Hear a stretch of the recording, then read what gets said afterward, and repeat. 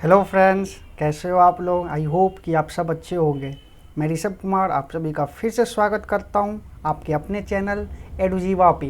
तो हम लोग क्या डिस्कस कर रहे हैं? We are discussing Indian polity and constitution, मतलब भारतीय राज व्यवस्था एवं संविधान हम लोग डिस्कस कर रहे हैं, जिसके क्रम में ये हमारा थर्ड लेक्चर है। This is lecture 3। और ये किसके किसके लिए इंपॉर्टेंट है? This is important for UPSC, BPSC, PCS, SSC, railway and many more competitive exam. किसी भी कॉम्पिटिटिव एग्जाम जहाँ पे जीएस का पूछा जाता है, जीके जीएस पूछा जाता है, वहाँ पे संविधान यानी भारतीय राज्य व्यवस्था और संविधान यानी इंडियन पॉलिटी एंड कॉन्स्टिट्यूशन से क्वेश्चन आता ही आता है। तो चलिए आगे बढ़ते हैं हम लोग। सबसे पहले हम लोग देखते हैं कि पिछले क्लास में हमने क्या क्या देखा था। पिछले क्लास में हमने देखा था कि कंपनी रूल के बारे में पढ़ा था। उससे पहले मैंने आपको उससे पहले लेक्चर में बताया था कि ब्रिटिश शासन जो यहाँ होता था, ब्रिटिश रूल जो यहाँ हो रहा था, यानी अंग्रेज़ लोगों का यहाँ जो शासन हो रहा था, हम लोग उसको मेनली दो पार्ट में बांट सकते हैं। पहला कंपनी रूल जो 1773 से लेके 1858 तक चली, और दूसरा क्राउन रूल जो 1858 से लेके 1947 तक चली।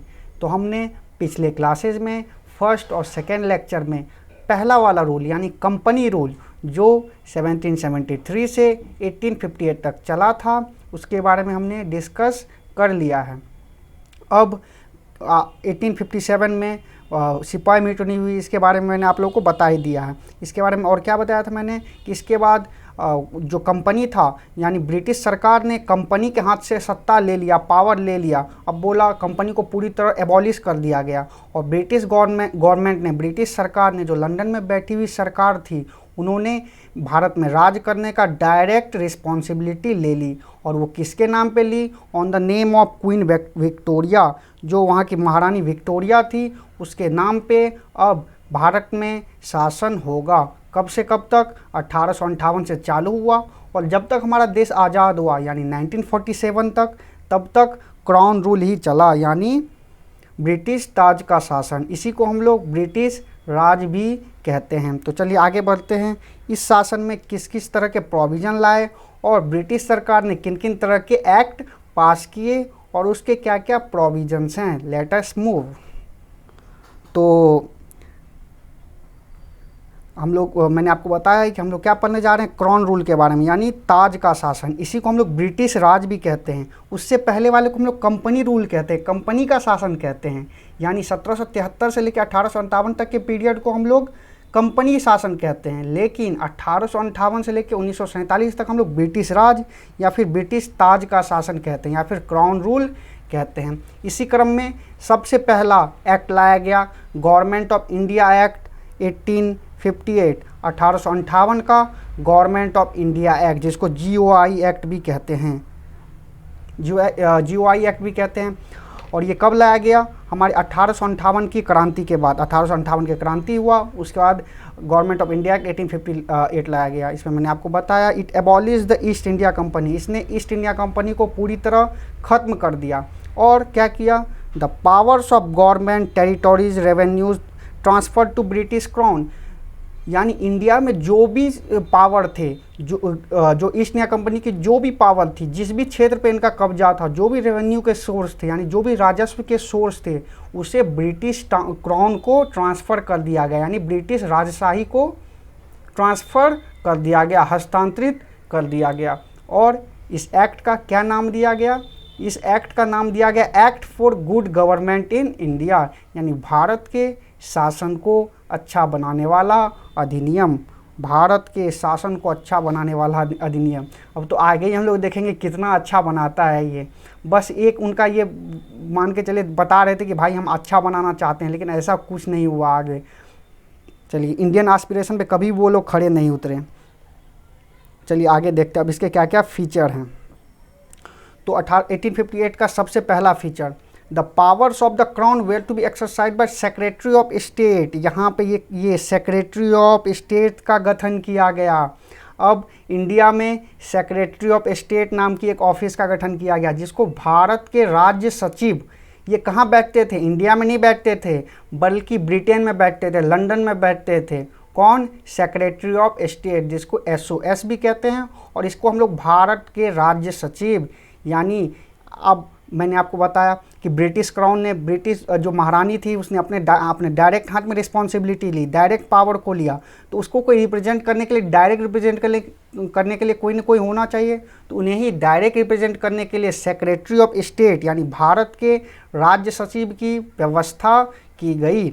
अब और उनके लिए क्या किया गया, establish 15 member council of India, उनके लिए यानी भारत के राष्ट्र सचिव यानी सेक्रेटरी ऑफ स्टेट के सहायता के लिए 15 सदस्यीय भारत परिषद की स्थापना की गई। चलिए ये भी आप लोगों को समझ में आ रहा होगा। और क्या क्या, it change the designation of governor general of India to viceroy of India, और अब जो पहले गवर्नर जनरल ऑफ इंडिया बना दिया गया था उसे चेंज करके वाइसराय ऑफ इंडिया का डेजिग्नेशन दे दिया गया। ये बहुत ही इंपॉर्टेंट है, बहुत ही इंपॉर्टेंट है और बहुत बार क्वेश्चन आता है कि who is the first viceroy of India, India का सबसे पहला वाइसराय कौन है, तो वो Lord Canning, Lord Canning India के सबसे पहले वाइसराय थे, ये आप लोग को याद रखना है। लॉर्ड कैनिंग सबसे पहले वाइसराय ऑफ इंडिया थे। सबसे पहले हमने क्या देखा था, 1773 में क्या था, गवर्नर को गवर्नर जनरल ऑफ बंगाल, उसके बाद गवर्नर जनरल ऑफ इंडिया। अब गवर्नर जनरल ऑफ इंडिया को वाइसरॉय में बदल दिया गया, कौन से एक्ट के तहत, 1857 के गवर्नमेंट ऑफ इंडिया एक्ट के तहत। चलिए ये भी आप लोगों को समझ में आ गया वाइसरॉय वाला चीज़।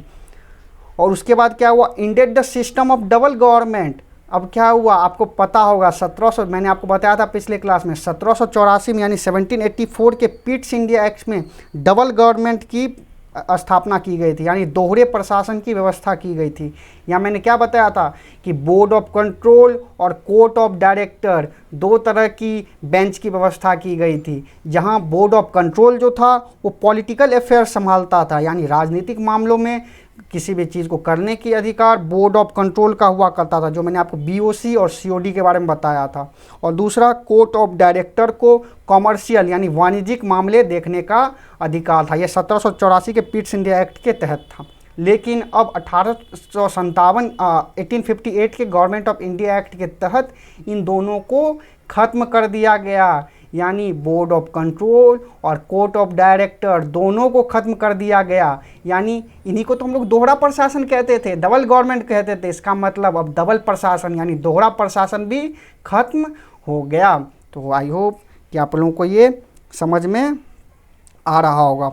चलिए आगे बढ़ते हैं, देखते हैं कि और क्या क्या फीचर्स हैं 1858 के गवर्नमेंट ऑफ इंडिया एक्ट के। चलिए ये तो आपका गवर्नमेंट ऑफ इंडिया का आपका सबसे पहले ख़त्म हो गया। इसमें क्या मेन चीज़, सबसे पहला आपका सेक्रेटरी ऑफ स्टेट, भारत के राज्य सचिव की स्थापना की गई और गवर्नर जनरल ऑफ इंडिया को वाइसराय ऑफ इंडिया का पदवी दे दिया गया।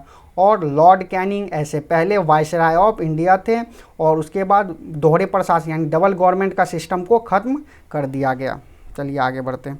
इसके बाद 1858 के बाद इंडियन काउंसिल्स एक्ट 1861 लाया गया। 1861 में इंडियन काउंसिल एक्ट लाया गया।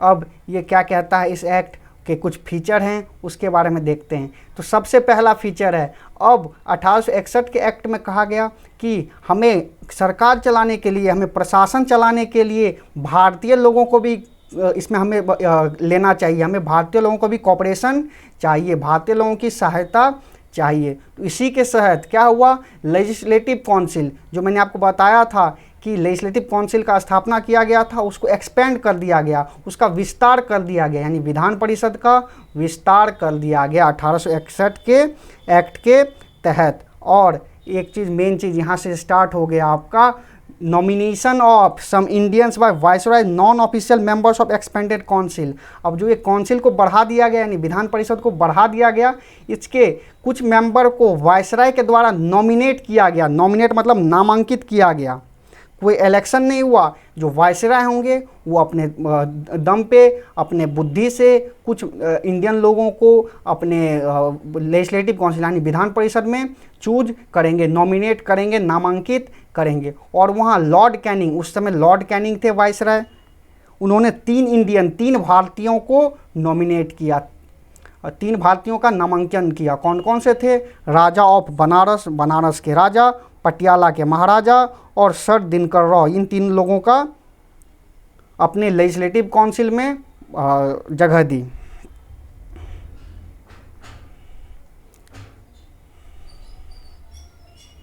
हाँ, और क्या हुआ, इस initiated the process of decentralisation.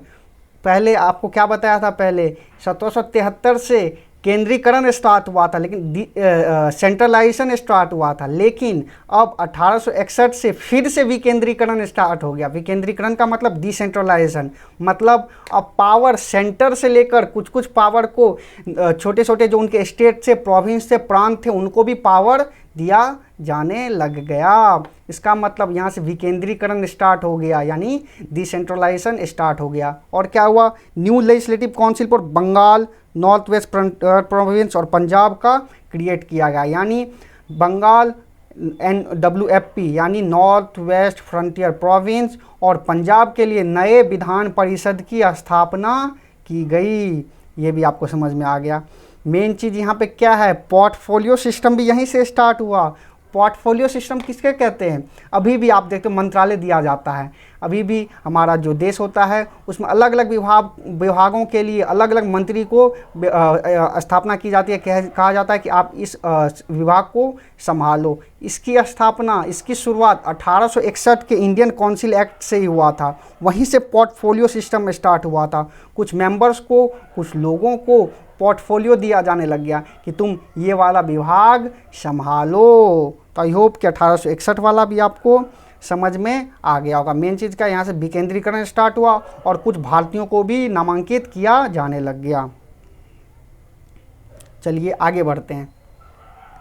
ये सब चीज़ें आपके एग्जाम पॉइंट ऑफ व्यू से कुछ कुछ इंपॉर्टेंट है, लेकिन आपको आगे की समझने के लिए, आगे मैं जब बढ़ूंगा उसको समझने के लिए ये सारी चीज़ें बहुत ज़्यादा ज़रूरी है, क्योंकि आप हमारे भारतीय संविधान को समझने के लिए उसका इतिहास को जानना, उसके हिस्ट्री को जानना बहुत ही ज़रूरी बन जाता है। तो चलिए आगे बढ़ते हैं। 1861 के बाद इंडियन काउंसिल एक्ट 1892 लाया गया, यानी इंडियन काउंसिल एक्ट 1892 लाया गया। और यहाँ बहुत ही इंपॉर्टेंट क्वेश्चन आता है, यहाँ से हमारा इनडायरेक्ट इलेक्शन सिस्टम यानी अप्रत्यक्ष चुनाव प्रणाली की शुरुआत होती है। तो बहुत बार ये क्वेश्चन आ सकता है आपको कि कौन से एक्ट के तहत इनडायरेक्ट इलेक्शन सिस्टम या फिर अप्रत्यक्ष चुनाव प्रणाली की शुरुआत हुई। तो ये 1892 यानी 1892 के इंडियन काउंसिल एक्ट के तहत ही अप्रत्यक्ष चुनाव प्रणाली की शुरुआत हुई। अब इसमें क्या कहा गया, अप्रत्यक्ष चुनाव प्रणाली में क्या कहा गया, nomination of some non official members of Indian legislative council by Bengal chamber of commerce and provincial legislative council. अब क्या कहा गया कि इंडियन लेजिस्लेटिव काउंसिल जो था, जो भारतीय विधान परिषद था, वहाँ के कुछ मेंबर को, नॉन ऑफिशियल मेंबर को किनके द्वारा नामांकित किया जाने लग गया, एक बंगाल चैम्बर ऑफ कॉमर्स और प्रोविंशियल लेजिस्लेटिव काउंसिल, जो प्रांतों में विधान परिषद थे उनसे, और बंगाल चेयर ऑफ कॉमर्स के द्वारा कुछ लोगों को नामांकित किया जाने लग गया। कहाँ पे, भारतीय विधान परिषद यानी इंडियन लेजिस्लेटिव काउंसिल में। ये तो आपका इंडियन लेजिस्लेटिव काउंसिल के लिए हो गया, यानी भारतीय केंद्र के लेवल पे, सेंटर के लेवल पे।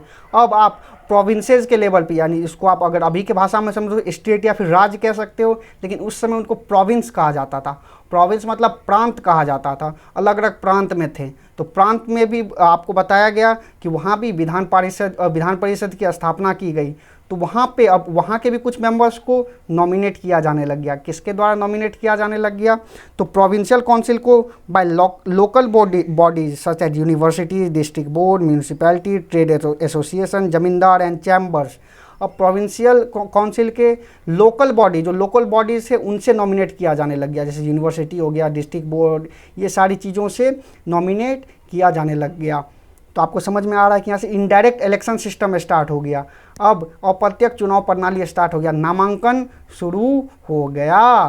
तो चलिए ये आप लोगों को एक इससे पहले एक चीज़ बताता हूँ, यहाँ क्यों नामांकन चालू हो गया। मेरे को एक चीज़ याद आ रहा है कि 1885 में आप लोगों को सबको याद होगा, आप हिस्ट्री में पढ़े होंगे, क्या इंडियन नेशनल कांग्रेस की स्थापना हो गई थी 1885 में। 1885 में इंडियन नेशनल कांग्रेस की स्थापना हो गई। अब वहाँ से भी कुछ प्रेशर सरकार के ऊपर पड़ने लगा। उन्हीं प्रेशर के बदौलत अब यहाँ पे इनडायरेक्ट इलेक्शन सिस्टम का शुरुआत हुआ। तो चलिए आगे बढ़ते हैं।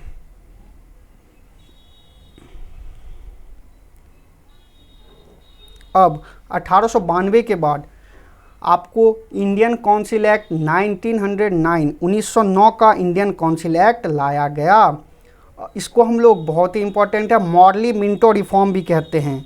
ये बहुत ही बार क्वेश्चन आता है कि मॉर्ली मिंटो रिफॉर्म कौन से एक्ट को कहते हैं। तो इंडियन काउंसिल एक्ट 1909 यानी इंडियन काउंसिल एक्ट 1909 को हम लोग मॉर्ली मिंटो रिफॉर्म भी कहते हैं। अब ये मॉर्ली मिंटो रिफॉर्म हम लोग क्यों कहते हैं, तो देखिए उस time Lord Morley secretary of state थे, यानी आपको मैंने बता ही दिया था कि 1858 में सेक्रेटरी ऑफ स्टेट की व्यवस्था की गई थी।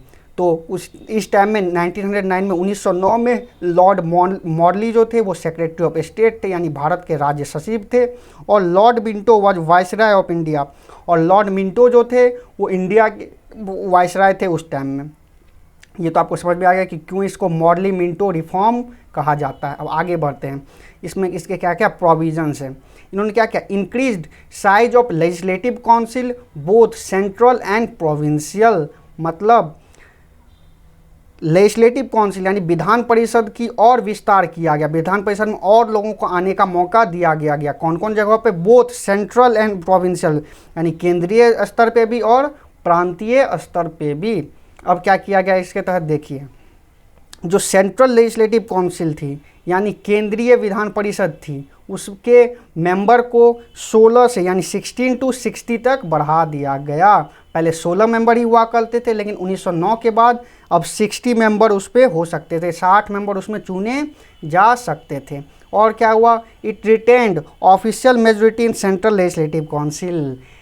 ये तो बढ़ा तो दिया नंबर को, 16 से लेके 60 तो कर दिया, लेकिन अभी तक मेजोरिटी किनके हाथों में थी, सरकार के हाथों में ही थी। यानी सरकार के अंदर में ही 60 में यानी 30 से ज़्यादा लोग सरकार के ही हुआ करते थे। तो आप लोगों को समझ में आ रहा होगा कि मेजोरिटी अभी तक रखा उन्होंने, भाई कहीं भी कुछ पास करवाना है तो मेजोरिटी अभी तक सरकार के हाथों में ही थी। तो चलिए और क्या की गई व्यवस्था, देखिए members were allowed to ask supplementary question, move resolution on budget. अब क्या किया गया और उनका विस्तार किया गया। अब वो क्वेश्चन पूछ सकते थे, जो एग्जीक्यूटिव था, लेजिस्लेचर था, विधायिका था, उससे वो क्वेश्चन पूछ सकते थे और बजट पे अपना रिजोल्यूशन भी पास कर सकते थे। तो यहाँ से ये सारी चीज़ें धीरे धीरे बढ़ते जा रही है, धीरे धीरे इंडियन लोगों को कुछ कुछ अधिकार मिलते जा रहा है, धीरे धीरे सरकार रिस्पॉन्सिबल होती जा रही है, उत्तरदायी होती जा रही है। लेकिन अभी तक बिल्कुल थोड़ा थोड़ा ही हो रही है उत्तरदायी, बहुत ज़्यादा उत्तरदायी अभी तक नहीं हुई है। तो चलिए आगे बढ़ते हैं और क्या क्या हुआ।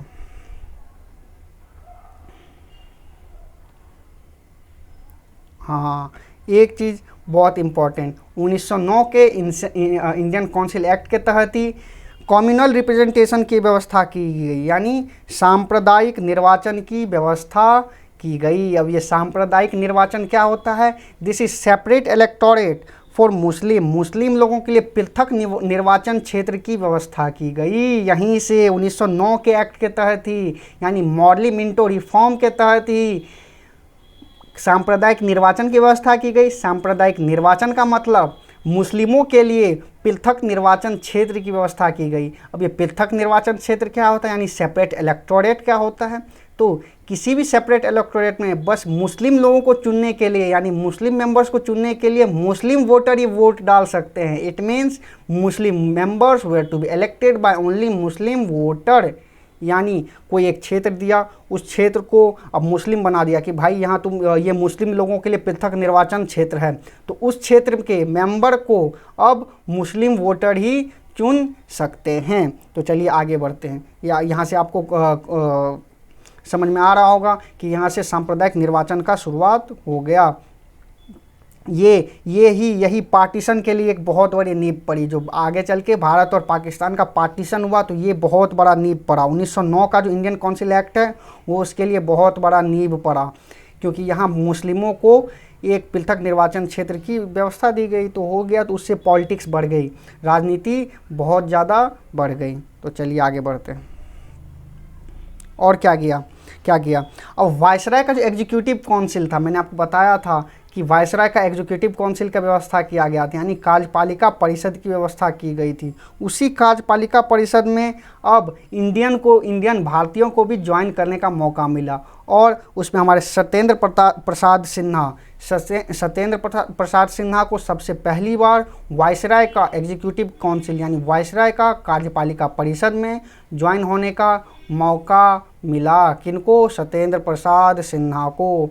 तो आपको आई होप कि समझ में आ रहा होगा। इसमें क्या ध्यान रखना है? पहला चीज़ कि हमें यहाँ कम्युनल रिप्रेजेंटेशन यानी सांप्रदायिक निर्वाचन और यहाँ सेपरेट इलेक्टोरेट की व्यवस्था की गई। और एक चीज़ और बहुत बार ये क्वेश्चन आता है कि सांप्रदायिक निर्वाचन या पृथक निर्वाचन के फादर कौन हैं? तो लॉर्ड मिंटो को ही फादर ऑफ कम्युनल रिप्रेजेंटेशन कहा जाता है। वही इनके ये इसके आइडिया देने वाले थे कि भाई इस तरह का होना चाहिए, मुस्लिम लोगों के लिए अलग निर्वाचन क्षेत्र होना चाहिए जहाँ पे बस मुस्लिम ही लोग मुस्लिम को चुन सकते हैं, वहाँ दूसरे वोटर उसको वोट नहीं दे सकते। लेकिन आपको एक चीज़ ध्यान में रखना, अभी तक पूरी तरह वोट देने का अधिकार सबको नहीं मिला हुआ था, कुछ लोगों को ही मिला हुआ था।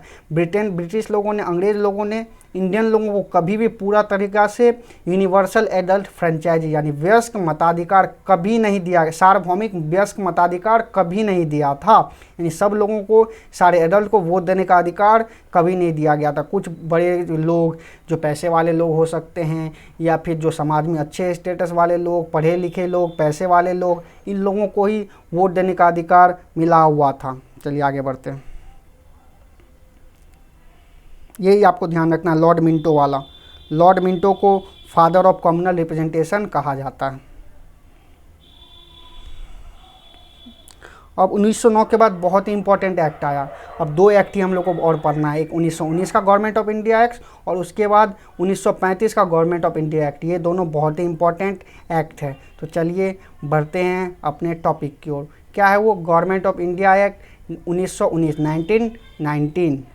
तो चलिए इसमें क्या किया, इसको हम लोग मॉन्टेग-चेम्सफोर्ड रिफॉर्म भी कहते हैं। इसको क्या कहते हैं? Montague-Chelmsford reform. इससे पहले वाले 1909 वाले को हम लोग क्या कहते थे? Morley Minto reform. Indian council act 1909 को मॉडली मिंटो रिफॉर्म और गवर्नमेंट ऑफ इंडिया एक्ट 1919 को मॉन्टेग-चेम्सफोर्ड रिफॉर्म कहते हैं। क्यों कहा जाता है ये मॉन्टेग-चेम्सफोर्ड रिफॉर्म? क्योंकि उस टाइम में मॉन्टेग जो थे वो secretary of state for India थे, यानी भारत के राज्य सचिव उस समय मॉन्टेग थे और लॉर्ड चेम्सफोर्ड उस समय इंडिया के वायसराय थे। अब क्या हुआ यहाँ से? अब आगे बढ़ते हैं, समझते हैं कि गवर्नमेंट ऑफ इंडिया 1919 1919 क्यों लाया गया। तो देखिए इसका ऑब्जेक्टिव क्या था, इसका एम क्या था, इस एक्ट का लाने का लक्ष्य क्या था।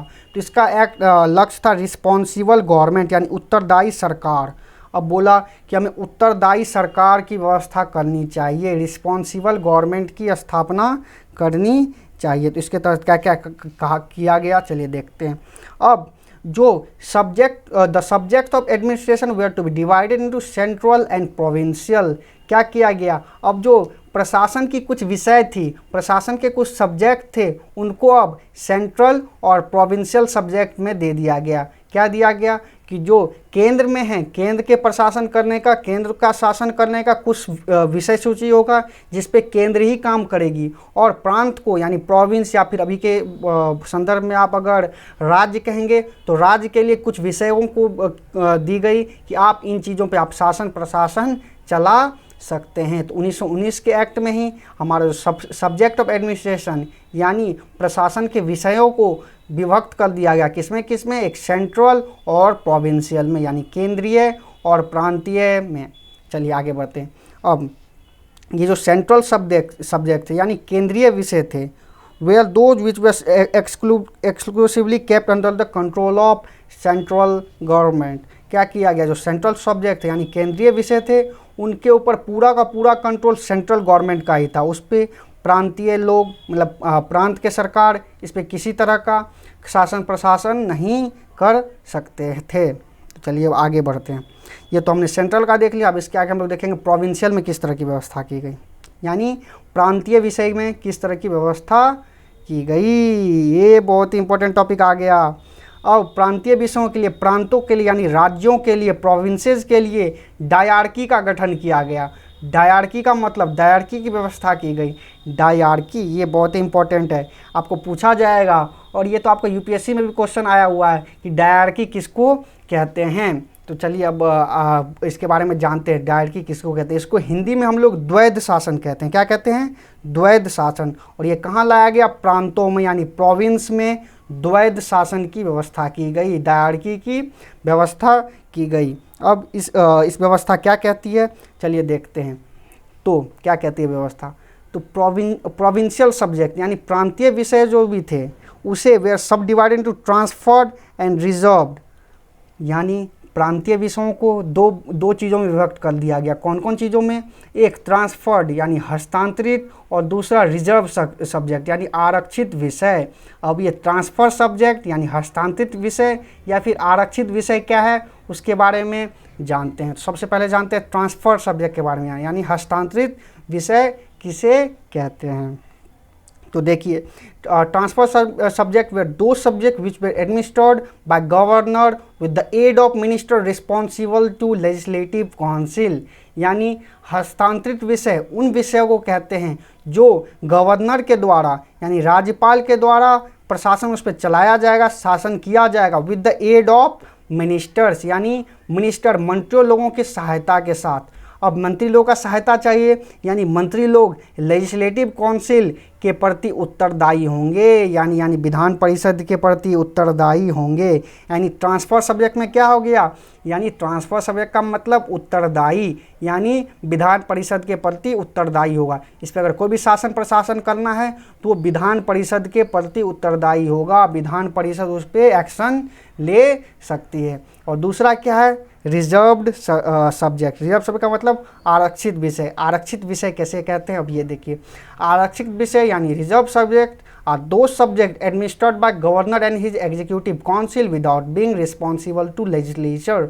मतलब रिजर्व सब्जेक्ट उन विषयों को कहते हैं जिस पे गवर्नर अपने एग्जीक्यूटिव काउंसिल यानी गवर्नर यानी राज्यपाल अपने कार्यपालिका परिषद के मदद से उसके साथ मिलके इस पे प्रशासन कर सकता है, इन विषयों पे प्रशासन कर सकता है without being responsible to legislature. बिना इस रिजर्व सब्जेक्ट के यानी आरक्षित विषयों के लिए इनको कार्यपालिका परिषद को विधान परिषद के प्रति कोई उत्तरदायी नहीं है, कोई जवाबदेही नहीं है। तो मेन चीज़ क्या समझ में आया?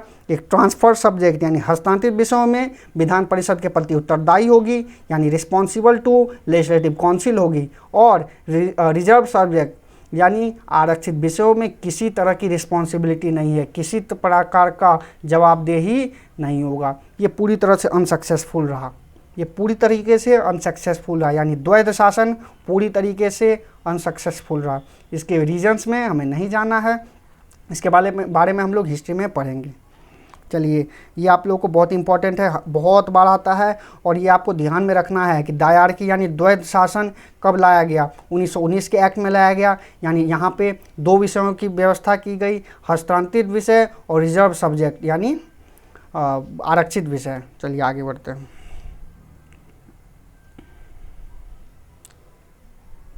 ये तो हमने प्रांत के बारे में बात कर ली, यानी प्रोविंस के बारे में बात करेंगे। अब सेंट्रल में यानी सेंटर में, केंद्र में किस तरह की व्यवस्था की गई उसके बारे में देखते हैं। देखिए, केंद्र में बायकैमरलिज्म की व्यवस्था की गई। यहीं से बायकैमरलिज्म जिसको द्विसदनात्मक व्यवस्था कहते हैं, द्विसदनात्मक व्यवस्था। अब ये द्विसदनात्मक व्यवस्था किसको कहते हैं? और ये सेंट्रल लेजिस्लेचर में लाया गया, यानी केंद्रीय विधानसभा में द्विसदनात्मक व्यवस्था की गई। अब इसके आधार पर ये क्या कहता है, द्विसदनात्मक व्यवस्था या फिर बायकैमरलिज्म, उसके बारे में जानते हैं। तो इस व्यवस्था के तहत legislative council were bifurcated into, अब जो लेजिस्लेटिव काउंसिल थी यानी विधान परिषद थी, उनको दो भागों में बांट दिया गया। कौन कौन भाग में? पहला हो गया अपर हाउस, अपर हाउस जिसको हम लोग काउंसिल ऑफ स्टेट या फिर राज्यसभा कहते हैं, और दूसरा लोअर हाउस, लोअर हाउस जिसको नाम दिया गया लेजिस्लेटिव असेंबली का, यानी केंद्रीय विधानसभा। अभी के जैसे होता है लोकसभा और राज्यसभा, उसी के तरह उस समय लाया गया अपर हाउस और लोअर हाउस। यानी अपर हाउस को काउंसिल ऑफ स्टेट यानी राज्यसभा कहा गया।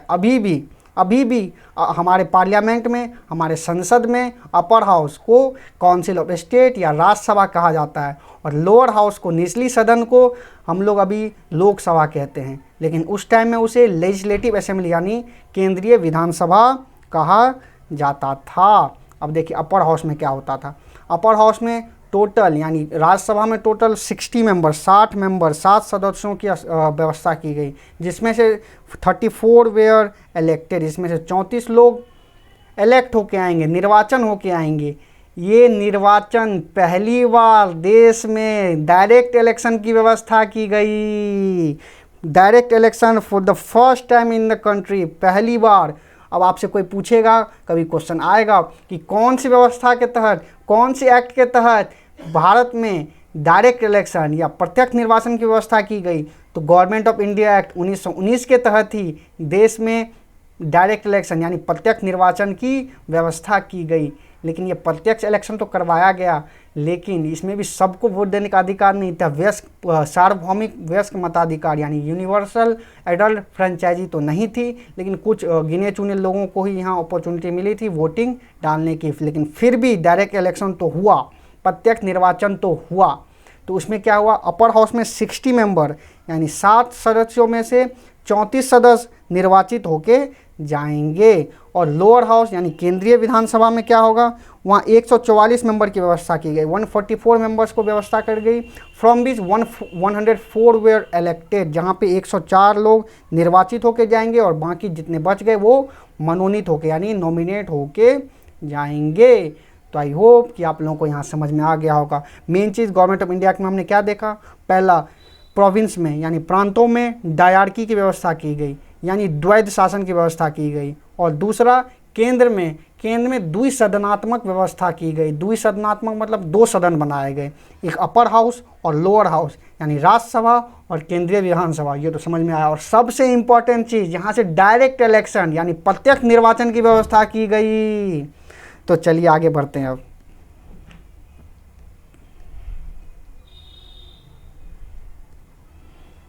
और इस एक्ट के क्या हैं, अब मैंने तो आपको बताया था पिछले एक्ट में कि सत्येंद्र प्रसाद सिन्हा को सबसे पहली बार वायसराय के एग्जीक्यूटिव काउंसिल यानी वायसराय का कार्यकारिणी परिषद में एक सीट मिला। लेकिन अब क्या हुआ, 3 of the 6 members of viceroy council were to be Indian. पहले तो एक ही लोग को दिया गया था, एक ही भारतीय को वायसराय के कार्यकारिणी परिषद में जगह मिली थी। लेकिन अब गवर्नमेंट ऑफ इंडिया एक्ट 1919 के तहत 6 में से 3 लोग इंडियन होंगे, इस तरह की व्यवस्था की गई। तो चलिए आगे बढ़ते हैं। और क्या किया गया, it provided for the establishment of public service commission. इसी एक्ट के तहत यानी गवर्नमेंट ऑफ इंडिया एक्ट 1919 के तहत ही लोक सेवा आयोग की व्यवस्था की गई। अब लोक सेवा आयोग क्या होता है आपको पता होगा। अभी भी जो यूपीएससी है यानी union public service commission, UPSC क्या करती है, सिविल सर्वेंट की रिक्रूटमेंट करती है, सिविल सेवक की भर्ती करती है, जो आईएएस आईपीएस इन सब की भर्ती करती है वो कौन करती है, यूपीएससी। और इसकी व्यवस्था 1919 के एक्ट के तहत ही की गई। इसी एक्ट के तहत हमारा पब्लिक सर्विस कमीशन की व्यवस्था की गई यानी लोक सेवा आयोग की व्यवस्था की गई। इसी के आधार पे central public service commission were set up in 1926 for recruiting civil servant. इसी एक्ट के तहत हमारा 1926 में सेंट्रल पब्लिक सर्विस कमीशन यानी केंद्रीय लोक सेवा आयोग का स्थापना किया गया, जो बाद में जाके हमारा यूपीएससी यानी यूनियन पब्लिक सर्विस कमीशन बन गया। तो चलिए ये भी आपको समझ में आ गया। और क्या बोला, it extended the principle of communal representation by providing separate electorate for Sikhs and Indian Christian. जो लॉर्ड मिंटो में मॉर्ली मिंटो में हमने देखा था, मॉर्ली मिंटो के सुधारों में देखा था, वहाँ सांप्रदायिक निर्वाचन की व्यवस्था की गई थी। किसके लिए, मुस्लिम के लिए। लेकिन अब 1919 के एक्ट के तहत, 1919 के गवर्नमेंट ऑफ इंडिया एक्ट के तहत सिख और भारतीय जो ईसाई थे और एंग्लो इंडियन और यूरोपियन इन लोगों के लिए भी पृथक निर्वाचन क्षेत्र की व्यवस्था की गई। यानी अब उनके लिए भी पृथक निर्वाचन क्षेत्र होगा। वहाँ पे अगर सिख हैं तो उनको सिख को चुनने वाले लोग भी सिख ही होंगे। तो चलिए यहाँ से आप लोगों को समझ में आ गई। ये लोग ब्रिटिश लोगों की बहुत जो अंग्रेज़ लोग थे उनकी राजनीति बहुत गंदी थी। वो लोग हमेशा बांटना चाहते थे। इसी को हम लोग डिवाइड एंड रूल की पॉलिसी कहते हैं। डिवाइड करो और रूल करो। ये हमेशा हिंदू मुस्लिम, हिंदू सिख, क्रिश्चियन के साथ, सबके साथ एक दूसरे के साथ लड़ाते रहते थे। चलिए अब क्या हुआ, 1919 तक आपने देख लिया। अब क्या हुआ धीरे धीरे, लेकिन आप देख रहे हो कि धीरे धीरे अब इंडियन लोगों को कुछ मिल रही है, लेकिन पूरी तरह अभी तक इंडियन लोगों को सब कुछ तो नहीं मिल जा रहा है ना भाई। आज़ाद तो नहीं हो गया ना देश, थोड़ा थोड़ा कुछ मिलते जा रहा है। कुछ इलेक्शन हुआ, लेकिन उसमें इलेक्शन में सब लोगों को तो वोट देने का अधिकार मिला नहीं। अब देखिए आगे क्या होता है, इसके बाद क्या होता है। अब 1927 में एक साइमन कमीशन की गठन की गई। आपने हिस्ट्री में साइमन कमीशन के बारे में पढ़ा होगा। अब ये साइमन कमीशन को किसने व्यवस्था किया था? It was setup by British government on 8 नवंबर 1927, यानी इसकी व्यवस्था, इसकी स्थापना 8 नवंबर 1927 को ब्रिटिश सरकार के द्वारा की गई थी। अब इसकी व्यवस्था क्यों की गई थी, उसकी क्यों किया गया था इसका स्थापना, तो देखिए इसको क्यों स्थापना किया गया था। तो inquired into working of act of 1919, यानी 1919 में जो एक्ट पास हुआ था, गवर्नमेंट ऑफ इंडिया एक्ट पास हुआ था, वो इंडिया में कैसा काम कर रहा है, उसी पे एक रिपोर्ट बनाने के लिए साइमन कमीशन का गठन किया गया था। क्या वो सही है या उसमें किस तरह के सुधार लाया जा सकता है, उन सब चीज़ों को देखने के लिए ही साइमन कमीशन की स्थापना की गई थी। और इसके जो चेयरमैन थे ये सर जॉन साइमन थे, और ये 7 सदस्यीय टीम थी। और ये इन 7 सदस्यों टीम में सबके सब गोरे लोग ही थे, सबके सब अंग्रेज लोग ही थे।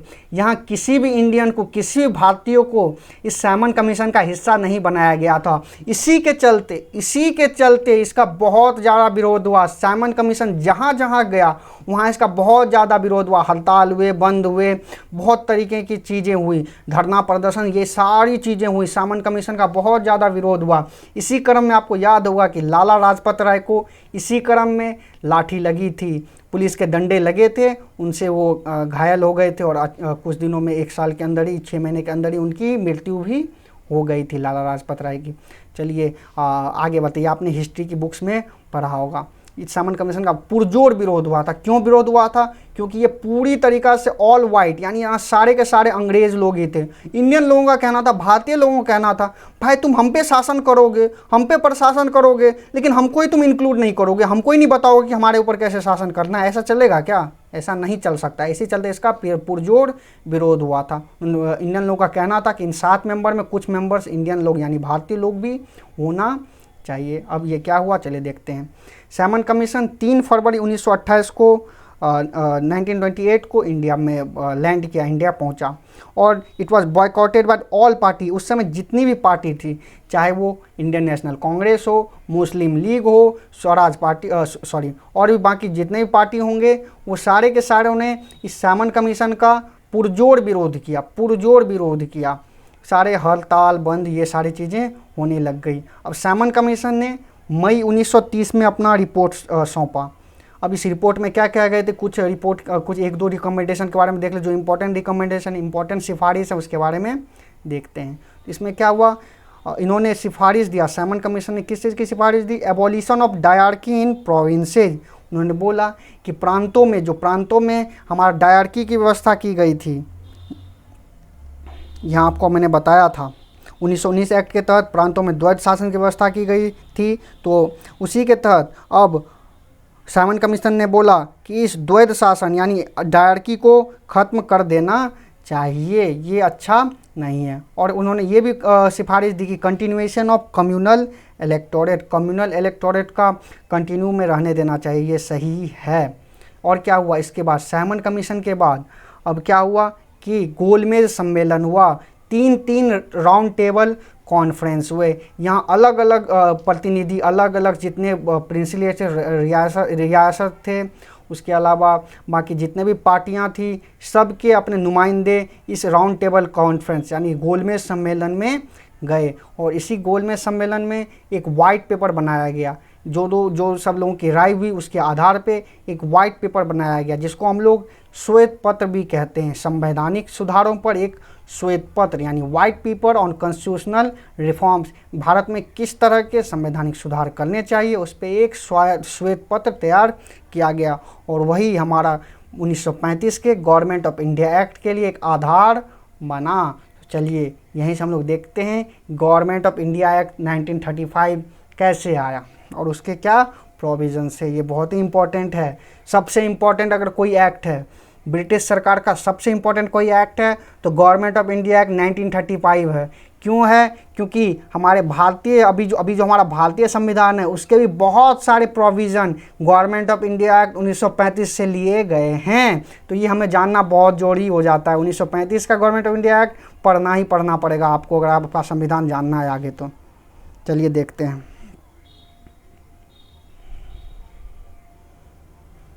देखिए गवर्नमेंट ऑफ इंडिया एक्ट 1935 ये बहुत बड़ा डॉक्यूमेंट बना दिया इन्होंने, बहुत ही बड़ा एक रूल रेगुलेशन इन सब चीज़ों को बना दिया गया। इसमें क्या हुआ 321 सेक्शन एंड 10 शेड्यूल, लगभग 321 धाराएं और 10 अनुसूचियाँ इसमें दी गई। और इसमें क्या हुआ देखिए, the act provided for establishment of all India federation, यानी इस एक्ट ने कहा कि अखिल भारतीय संघ की स्थापना होनी चाहिए। अभी अखिल भारतीय संघ यानी ऑल इंडिया फेडरेशन क्या होता है ये देखिए, it is consisting of provinces and the princely state as unit. बोला कि जो भी प्रांत हैं और जो भी प्रिंसली स्टेट हैं वो एक यूनिट के एक इकाई के रूप में रहेंगे, एक फेडरेशन यानी अखिल भारतीय संघ की स्थापना होनी चाहिए। ये सब एक जगह से शासन होना चाहिए, जितने भी प्रांत हैं, जितने भी प्रोविंस हैं यानी राज्य कह लो आप,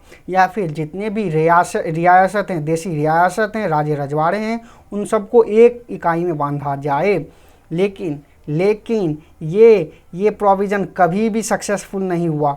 ये क्यों नहीं सक्सेसफुल हुआ? क्योंकि जो प्रिंसली स्टेट थे यानी जो देसी रियासत थे उन्होंने कभी भी इसको नहीं माना, इसलिए ये चीज़ तो पूरी तरह फेल हो गई, ये प्रोविज़न पूरी तरह फेल हो गया। कभी भी भारत में अखिल भारतीय संघ की स्थापना नहीं हो पाई, यानी the federation never came into being as princely states did not join it.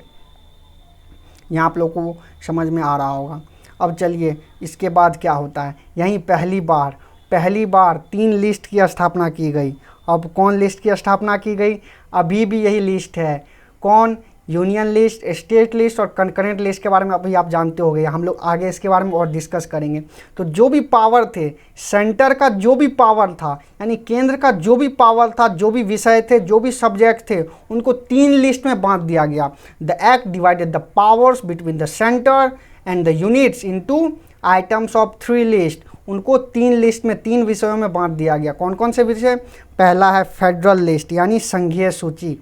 संघीय सूची इसमें बहुत सारी चीज़ आते हैं, जैसे डिफेंस हो गया, रक्षा हो गया, कम्युनिकेशन हो गया, संचार हो गया, ये सारी चीज़ें रखी गई। ऐसे है इसे 59 यानी 59 आइटम इसमें रखे गए।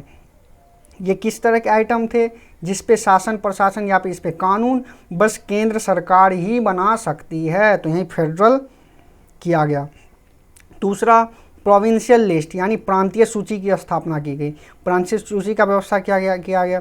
अब ये प्रांतीय सूची क्या होता है? जिस पे बस प्रांत यानी स्टेट ही इस पे कानून बना सकती है। इसमें 54 आइटम 54 आइटम हैं। और तीसरा समवर्ती सूची या फिर कंकरेंट लिस्ट की स्थापना की गई। कंकरेंट लिस्ट में भी 36 आइटम है। कंकरेंट लिस्ट या फिर समवर्ती सूची क्या होता है? ये ऐसी सूची है जिसमें केंद्र भी कानून बना सकता है और राज्य भी कानून बना सकता है। यही अभी जो हमारा इंडिया में 3 तरह के लिस्ट होते हैं, कौन कौन से? यूनियन लिस्ट, स्टेट लिस्ट और कंकरेंट लिस्ट यानी संघीय सूची, राज्य सूची और समवर्ती सूची। ये 1935 एक्ट से ही हमारा प्रोविजन हमारे संविधान में लिया गया है। और ये तो आपको समझ में आ गया। आपसे अगर क्वेश्चन आए कि कौन से एक्ट के तहत हमारे इंडिया में जो हमारे 3 लिस्ट हैं यानी यूनियन लिस्ट, स्टेट लिस्ट और कंकरेंट लिस्ट, इसको कहाँ से लिया गया? तो गवर्नमेंट ऑफ इंडिया एक्ट 1935 से ही इसे लिया गया है। इसके बाद क्या हुआ? The residuary powers were vested with governor general. अब जो अवशिष्ट शक्तियाँ थी, अवशिष्ट शक्तियाँ या फिर रेसिडुअरी पावर का मतलब क्या हुआ? जो भी चीज़ें इन तीनों लिस्ट में नहीं आई, कुछ चीज़ें ऐसी हो सकती है जो इन तीनों लिस्ट में इंक्लूड नहीं की गई हो, उन पे कुछ भी कानून बनाने का, कुछ शासन करने का, कुछ डिसीजन लेने का पूरा अधिकार गवर्नर जनरल को दिया गया। यानी 59 आइटम, 54 आइटम और 36 आइटम, इन आइटम्स के अलावा, इन विषयों के अलावा और भी अगर कोई आइटम आ जाता है भविष्य में तो उसका पूरा अधिकार गवर्नर जनरल को दिया गया उस पर कानून बनाने का। चलिए आगे बढ़ते हैं। इसने क्या किया, गवर्नमेंट ऑफ इंडिया 1935 ने this act abolish the dyarchy in the provinces. इसने क्या किया, भारत में जो प्रोविंसेस में डायरार्की यानी द्वैध शासन की व्यवस्था की गई थी उसको खत्म कर दिया गया। यानी द्वैध शासन डायरार्की को खत्म कर दिया गया। इंट्रोड्यूस प्रोविंशियल ऑटोनॉमी, और प्रांतीय स्वायत्तता यानी प्रोविंशियल ऑटोनॉमी की व्यवस्था की गई। अब प्रांतों को यानी प्रोविंसों को कुछ स्वायत्तता दी गई कि आप इस पर काम कर सकते हो, आप खुद का इस पर डिसीजन ले सकते हो। अब इसके बाद क्या हुआ, adoption of dyarchy at the centre. प्रांतों में से तो, प्रोविंसेस में से तो द्वैध शासन को हटा दिया गया, लेकिन केंद्र में द्वैध शासन की स्थापना की गई। केंद्र में द्वैध शासन की स्थापना किस तरह की गई, फिर उसी तरह की गई जिस तरह पहले की गई थी प्रांतों में, उसी तरह यहाँ भी की गई। किस तरह की गई, जो संघीय सूची थी यानी फेडरल लिस्ट थे उनको दो भाग में बांट दिया। कौन कौन से भाग में, एक रिजर्व सब्जेक्ट और दूसरा ट्रांसफर यानी आरक्षित सूची और हस्तांतरित सूची। इसके बारे में मैंने आपको पहले ही थोड़ा आइडिया दे चुका है, इसके बारे में ज़्यादा और नहीं जानना है। चलिए, लेकिन ये प्रोविज़न कभी भी काम में नहीं आया। ये जो प्रोविज़न था ये कभी भी एक्ट में नहीं आया, नहीं कभी भी केंद्र में द्वैध शासन की व्यवस्था नहीं हो पाई। और क्या हुआ, चलिए आगे बढ़ते हैं। आई होप कि आपको समझ में आ रहा होगा और ये बहुत ही ज़्यादा इंपॉर्टेंट है, इसको सारे को समझना। अब बस लास्ट ही एक्ट है, थोड़ा बोरिंग भी आपको लग रहा होगा तो कोई बात नहीं, आप लोग इसको समझो थोड़ा, और कुछ चीज़ों को याद भी करना मैं बता ही दे रहा हूँ बीच में जो चीज़ें इंपॉर्टेंट है। इसके बाद हमारा इंटरेस्टिंग टॉपिक इसके बाद से और ज़्यादा अच्छा स्टार्ट होगा, जब हमारा देश आज़ाद होने के कगार पे होगा, हमारा संविधान सभा का गठन होगा और हमारा बहुत ही अच्छा संविधान लिखा जाएगा, तो वहाँ पे और ज़्यादा इंटरेस्टिंग हो जाता है। लेकिन वो समझने के लिए पहले हमें ये सारी चीज़ों को समझना ज़रूरी है। तो चलिए आगे बढ़ते हैं, देखते हैं क्या है और चीज़ें। इसी गवर्नमेंट ऑफ इंडिया 1935 के तहत ही bicameralism in 6 out of 15 state, यानी टोटल उस समय क्या थे, टोटल 11 प्रांतों में भारत को बांटा हुआ था। टोटल 11 प्रांत हुआ करता था। मैं आगे आपको बताऊंगा कौन कौन से प्रांत हुए करते थे, कौन कौन से प्रोविंस हुए करते थे। तो उन 11 प्रांतों में से 6 प्रांतों में, 6 प्रोविंसेस में बाइकैमरलिज्म यानी द्विसदनात्मक व्यवस्था की गई। द्विसदनात्मक व्यवस्था किस तरह की, एक लेजिस्लेटिव काउंसिल यानी विधान परिषद और एक लेजिस्लेटिव असेंबली विधान सभा का गठन किया गया। ये कौन कौन से राज्य थे, आसाम, बंगाल, बॉम्बे, बिहार, मद्रास और यूनाइटेड प्रोविंस।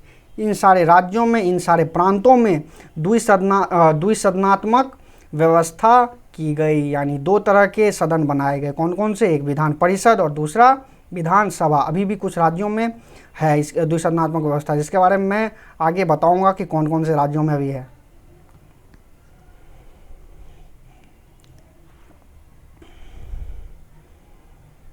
और क्या किया गवर्नमेंट ऑफ इंडिया एक्ट ने, इसने भारत परिषद को एबॉलिश कर दिया गया, ख़त्म कर दिया गया, जो कि मैंने आपको बताया था पहले कि 1858 में एक इंडियन काउंसिल की व्यवस्था की गई थी, यानी भारत परिषद की व्यवस्था की गई थी, इसको ख़त्म कर दिया गया। चलिए, और क्या है, इट एक्सटेंडेड फ्रेंचाइजी। अब क्या किया, यानी मताधिकार जो था इसको और ज़्यादा विस्तृत कर दिया गया। किस तरह विस्तृत कर दिया गया देखते हैं। About 10% of total population got the voting right. अब जितना हमारा देश का पॉपुलेशन था, जनसंख्या था, उसके लगभग 10% पॉपुलेशन को, 10% हिस्सा को, 10% जनसंख्या को वोटिंग देने का अधिकार मिला। अभी तक अधिकार तो मिला कुछ लोगों को वोटिंग देने का, लेकिन अभी तक सार्वभौमिक वयस्क मताधिकार नहीं मिला, सारे वयस्कों को वोट देने का अधिकार नहीं मिला। कुछ लोगों को ज़रूर मिला, जो और ज़्यादा स्टेटस, या फिर मैंने आपको बता ही दिया कुछ जो गिने चुने लोग थे उनको ही दिया गया। लेकिन अभी भी 10% पॉपुलेशन, 10% पॉपुलेशन तक अब मताधिकार पहुंच गया। और चलिए इसके बाद देखते हैं। इसके बाद हमें उसका कोई एक्ट नहीं पढ़ना है, बस एक और एक्ट पढ़ना है, इंडियन इंडिपेंडेंस एक्ट 1947, जब हमारा देश आज़ाद हो गया। कॉन्ग्रेचुलेशंस, हमारा देश 1947 में आज़ाद हो जाएगा। तो लेकिन उससे पहले हम लोग देखते हैं कि क्या क्या घटनाक्रम हुई। तो देखिए, गवर्नमेंट ऑफ इंडिया एक्ट 1935 के बाद 1942 में 1942 में क्रिप्स मिशन भेजा गया। उसके बाद यानी ये क्रिप्स मिशन वगैरह किस लिए भेजा गया था कि भारत में किस तरह पावर को ट्रांसफ़र किया जाए, किस तरह से यहाँ संविधान सभा का गठन किया जाए, किस तरह से गवर्नमेंट बनाया जाए, इस सारी चीज़ों के लिए यहाँ पे क्रिप्स मिशन वगैरह भेजे जाने लग गए। क्रिप्स मिशन 1942 में आया, ये फेल होके चला गया। उसके बाद 1946 में कैबिनेट मिशन आया। कैबिनेट मिशन ने जैसे तैसे सारी पार्टियों को एक जगह मिला के कुछ कुछ चीज़ों की व्यवस्था की। इसके बारे में हम लोग क्या आगे जानेंगे, या हिस्ट्री में आपने पढ़ा होगा किन किन चीज़ों की व्यवस्था की। उन्होंने बोला कि एक संविधान सभा का गठन होना चाहिए और दूसरा एक इंटरिम अंतरिम सरकार की गठन होना चाहिए, यानी दो चीज़ का रिकमेंडेशन किया। कौन कौन सा? पहला, संविधान सभा यानी भारत के लोग संविधान बनाने के लिए भारत संविधान सभा का गठन हो। दूसरा एक अंतरिम यानी इंटरिम सरकार बने, इंटरिम गवर्नमेंट बने। उसके बाद क्या हुआ, 3 जून 1947 को माउंटबेटन प्लान लाया गया। माउंटबेटन प्लान के तहत ही हमारा देश में पार्टीशन का व्यवस्था की गई। जो हमारा देश में पार्टीशन हुआ, विभाजन हुआ, वो माउंटबेटन प्लान के ही तहत हुआ। ये सारी चीज़ें हमारा जो आपने हिस्ट्री में पढ़ा होगा, इस समय सिविल डिसोबिडिएंट मूवमेंट, उसके बाद भारत छोड़ो आंदोलन, इन सब चीज़ों के बारे में और भी ज़्यादा जो हमारा आज़ाद हिंद फौज था वो भी उधर से प्रेशर बना रहे थे। दूसरा सेकेंड वर्ल्ड वॉर चल रहा था, उससे भी ब्रिटिश लोगों को नुकसान हुआ था। इन सब चीज़ों के प्रेशर में बनते हुए, इसके ज़्यादा रीज़न में हमें अभी यहाँ जाना नहीं है। इन सब चीज़ों की वजह से अब जो ब्रिटिश लोग थे उनके ऊपर प्रेशर बनने लगा कि अब आपको यहाँ से सत्ता छोड़ के भागना ही पड़ेगा। तो चलिए देखते हैं आगे। अब कॉन्ग्रेचुलेशंस, हमारा देश 1947 में आज़ाद हो गया, 1947 में आज़ाद हो गया। उस समय अब मैं आपको आगे की क्लास में बताऊंगा कि कैसे आज़ाद हुआ। यह अभी ब्रीफ में जानिए, लेकिन कैसे आज़ाद हुआ थोड़ा सा हम लोग इसके बारे में नेक्स्ट क्लास में जानेंगे। कैसे क्लीमेंट एटली ने हमारा किया, घोषणा की हमारे इंडिपेंडेंस की, स्वतंत्रता की। तो चलिए अब देखते हैं। उसी के तहत इंडियन इंडिपेंडेंस एक्ट 1947 लाया गया, यानी भारतीय स्वतंत्रता अधिनियम 1947 लाया गया। कॉन्ग्रेचुलेशन, हमारा देश अब आज़ाद हो चुका है 1947 के एक्ट के तहत। ये क्या हुआ, ये ब्रिटिश पार्लियामेंट, ब्रिटिश संसद में भारतीय स्वतंत्रता एक्ट 1947 लाया गया। इसके क्या क्या प्रोविजंस हैं देखिए। It ended the British rule in India, ये भारत में ब्रिटिश रूल, ब्रिटिश सरकार का खात्मा कर दिया। ब्रिटिश सरकार इस एक्ट के तहत अब ब्रिटिश का यहाँ पे कोई शासन नहीं रहेगा। दूसरा, it declared India as independent and sovereign state from 15 August 1947, यानी 15 अगस्त 1947 से हमारा देश भारत अब एक स्वतंत्र देश होगा, एक इंडिपेंडेंट देश होगा और एक सॉवरेन यानी संप्रभुत्व देश होगा, संप्रभुत्व राज्य होगा। संप्रभुत्व का मतलब क्या होता है, सॉवरेन का मतलब क्या होता है, इसके बारे में हम लोग आगे जानेंगे। लेकिन अगर मैं ब्रीफ में बताऊं, आसान शब्दों में बताऊं, तो सॉवरेन का मतलब यानी संप्रभुत्व का मतलब होता है कि यहाँ के इंटरनल और एक्सटर्नल अफेयर में डिसीजन लेने का पावर यहाँ के ही सरकार को होगी। तो यहाँ से अब संप्रभुत्व, इससे पहले संप्रभुत्व नहीं था, सॉवरेन नहीं था, क्योंकि यहाँ इंडिया में जो भी चीज़ें होती थी उस पर ब्रिटेन का एक प्रभुत्व था। ब्रिटेन के लोग यानी अंग्रेज़ लोग, अंग्रेज़ सरकार यहाँ पे अपना शासन चलाती थी। लेकिन अब हमारा देश एक संप्रभुत्व बन गया, यानी हमारे इंटरनल आंतरिक मामले और बाहरी मामले दोनों पे अब हमारा खुद का अधिकार होगा। हम कैसा व्यवस्था करना चाहते हैं, हम किससे क्या रिलेशन रखना चाहते हैं, हम किस तरह की व्यवस्था चाहते हैं, उस पर पूरा का पूरा डिसीजन हमारा खुद का होगा। इसी को हम लोग सॉवरेन या फिर संप्रभुत्व कहते हैं। चलिए ये तो हो गया, ये तो बहुत खुशी की बात है, हमारा देश आज़ाद हो गया। लेकिन यहाँ एक बहुत बड़ी दुख की बात भी हो गई। क्या हो गई, हमारा देश का विभाजन हो गया, पार्टीशन ऑफ इंडिया हो गया। इसके तहत क्या हुआ, हमारा देश दो भागों में बट गया, इंडिया और पाकिस्तान। हमारा देश का विभाजन हो गया इंडिया और पाकिस्तान में। और इसको क्या कहा गया, two independent dominion of India and Pakistan. इसको डोमिनियन कहा गया। अभी तक पूरी तरह ये देश नहीं बना, रिपब्लिक नहीं बना। मैं आपको आगे बताऊंगा कि रिपब्लिक और डोमिनियन में क्या डिफरेंस होता है। रिपब्लिक का मतलब होता है गणतंत्र, और एक डोमिनियन, इन दोनों में क्या डिफरेंस होता है इसके बारे में आगे बताऊंगा। तो अभी 1950 तक, यानी जब तक हमारा देश का संविधान लागू नहीं हो जाता तब तक हमारा देश डोमिनियन ही रहा, रिपब्लिक नहीं हुआ, गणतंत्र नहीं हुआ। चलिए आगे बढ़ते हैं। और क्या इसके बारे में आगे आपको जब नेक्स्ट क्लास में बताऊंगा तो इसको पूरा तरह क्लियर करूंगा। चलिए it abolish the office of secretary for state. जो सेक्रेटरी फॉर स्टेट की व्यवस्था की गई थी, कौन से एक्ट के तहत? 1858 के एक्ट के तहत। तो 1858 के एक्ट के तहत जो हमारा सेक्रेटरी ऑफ स्टेट यानी भारत के राष्ट्र सचिव की व्यवस्था की गई थी, उसको अब ख़त्म कर दिया गया। ये भी समझ में आ रहा है। उसके बाद lapse of British paramountcy, British संप्रभुता की खत्म हो गया। कहाँ पे खत्म हुआ? Lapse of British paramountcy over Indian princely state. अब यहाँ जो भारत के देसी रियासत थे, जो देसी राजे रजवाड़े थे, उनके ऊपर ब्रिटिश संप्रभुता खत्म हो गई, यानी ब्रिटिश कंट्रोल उनके ऊपर खत्म हो गया।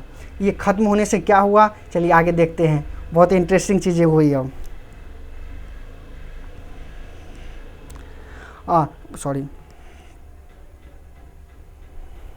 ये ब्रिटिश पैरामाउंसी जो ख़त्म हो गया,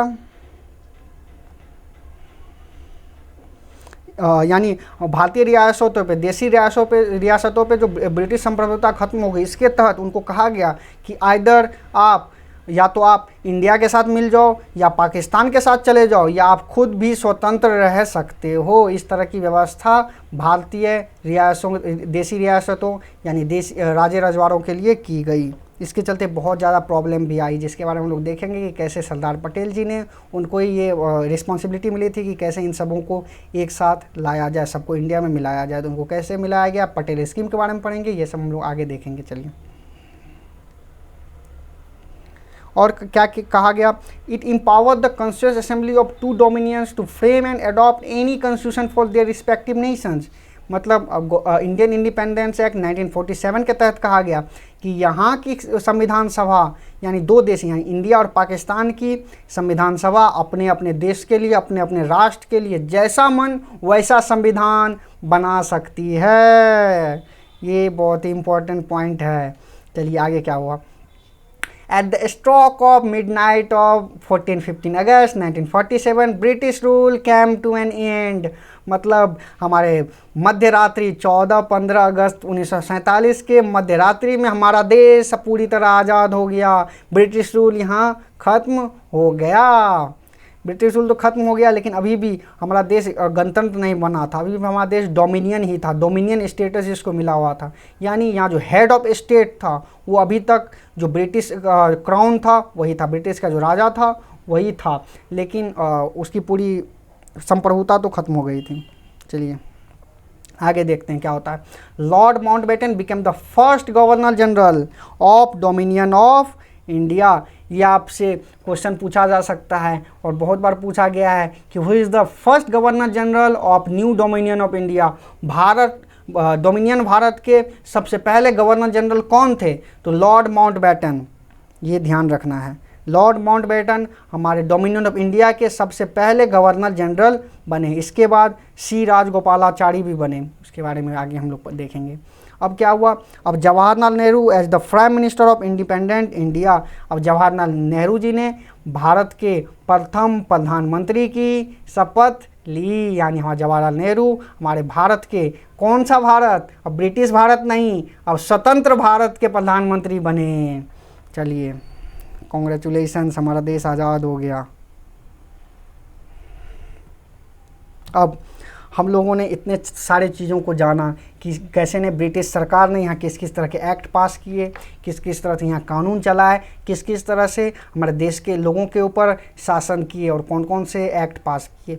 अब नेक्स्ट क्लास में हम लोग इससे बाहर आ जाएंगे, हम लोग अब आज़ाद हो जाएंगे। कल से नेक्स्ट क्लास से हम लोग आज़ाद हो जाएंगे, नेक्स्ट क्लास से हम लोग स्वतंत्र हो जाएंगे। अब हम लोग, हमारा खुद का एक संविधान सभा होगा, हमारा खुद का एक कॉन्स्टिट्यूएंट असेंबली होगा जो हमारा भारत के लिए अपना खुद का एक संविधान बनाएगा। तो नेक्स्ट क्लास से देखेंगे कि हमारा कैसे संविधान सभा की गठन हुई और हमारा संविधान कैसे बना।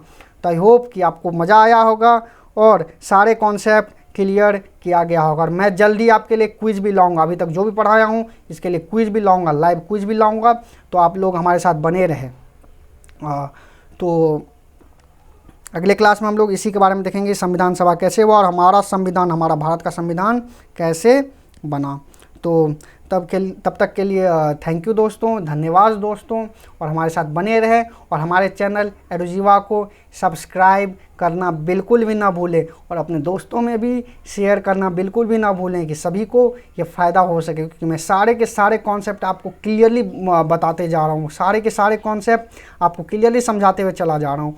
और आपको हमारा वीडियो कैसा लगता है और वो आप हमारे कमेंट में ज़रूर बताएं। और अगर आप नोट्स और एवं क्विज़ के लिए हमारे साथ जुड़ना चाहते हैं तो हमारे व्हाट्सएप नंबर 6200835323 यानी 6200835323 पे संपर्क करें। तो तब तक के लिए धन्यवाद दोस्तों, मिलते हैं नेक्स्ट क्लास में। तो थैंक यू दोस्तों, बाय।